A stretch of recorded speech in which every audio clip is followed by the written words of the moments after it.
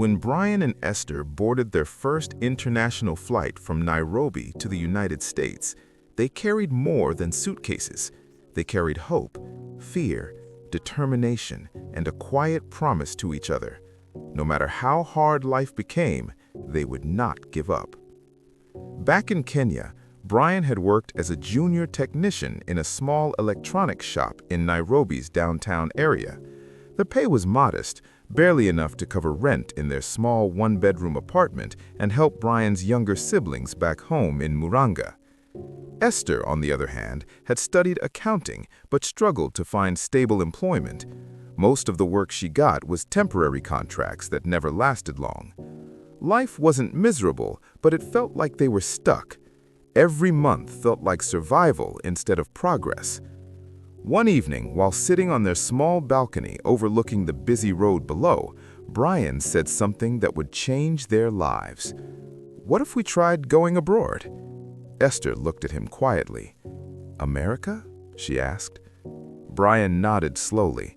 "Just for a few years, work hard, save money, then come back." It sounded simple in theory, but the journey ahead would test them in ways they could never have imagined. After months of research, paperwork, and borrowing money from relatives to cover travel costs, Brian secured a student visa for a technical college in the United States. The plan was simple. He would study and work part-time, while Esther followed later on a dependent visa. Leaving Kenya was emotional.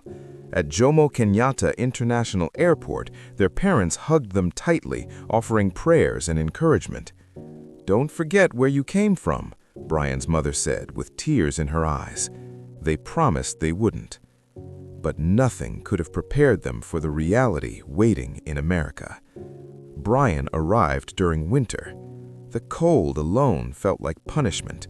The wind cut through his thin jacket as if it didn't exist. Back home, he had never experienced temperatures below 20 degrees Celsius. But the weather was only the beginning. Life was expensive.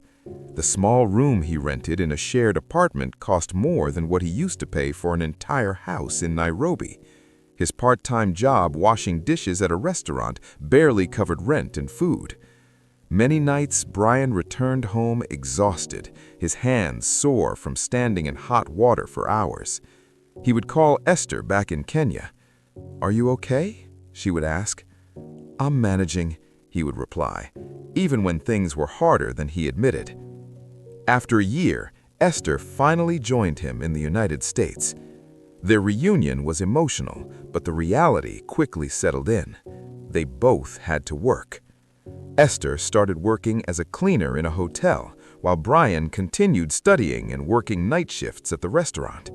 Their schedules rarely matched. Sometimes they only saw each other for a few minutes in the morning before one left for work and the other returned home.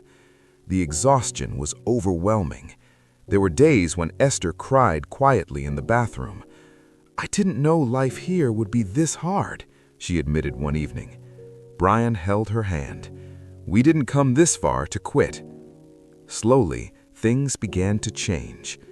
Brian finished his technical program and secured a job repairing electronic systems for a logistics company. The salary wasn't huge, but it was a major improvement. Esther, meanwhile, enrolled in evening classes to upgrade her accounting credentials so they would be recognized in the United States. During the day, she continued working at the hotel. At night, she studied. Their routine was relentless: work, study, save. They avoided unnecessary spending. While some of their friends bought new cars and expensive clothes, Brian and Esther focused on one goal: building a future. After a few years, Esther landed her first accounting job in a small firm. It was the breakthrough she had been waiting for. Their combined income improved significantly. For the first time since arriving in America, they could breathe. But Brian had another dream. While working in electronics repair, he noticed something interesting. Many small businesses struggled to fix their electronic equipment quickly. Repair services were expensive and often delayed. He saw an opportunity.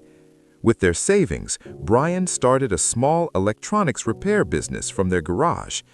At first, customers were few, but Brian worked tirelessly, offering fair prices and reliable service. Slowly, word spread. Within 2 years, the small garage operation had grown into a proper repair shop. Esther helped with the business finances after work, ensuring everything was well organized. Their teamwork became their greatest strength. The couple who once struggled to afford rent was now running a growing business. Years later, Brian's repair company expanded into multiple locations, hiring technicians and servicing large commercial clients. Esther eventually left her accounting job to manage the financial operations of their growing enterprise. Together, they built something bigger than they had imagined. They bought their first home, then a second property as an investment. But success did not change their values. Every year, they returned to Kenya to visit family and support community projects back home. They helped build classrooms in Brian's village and funded scholarships for students who couldn't afford school fees. Whenever people asked them how they succeeded, Brian would smile and say, "America didn't give us success." Then Esther would add, "We built it with patience." Their journey was never easy. It was filled with sacrifices, long nights, homesickness, and uncertainty. But through it all, they held on to the promise they made on that balcony in Nairobi years earlier: never give up. And in doing so, they turned a risky dream into a life that inspired many others who dared to believe that where you start does not have to be where you finish.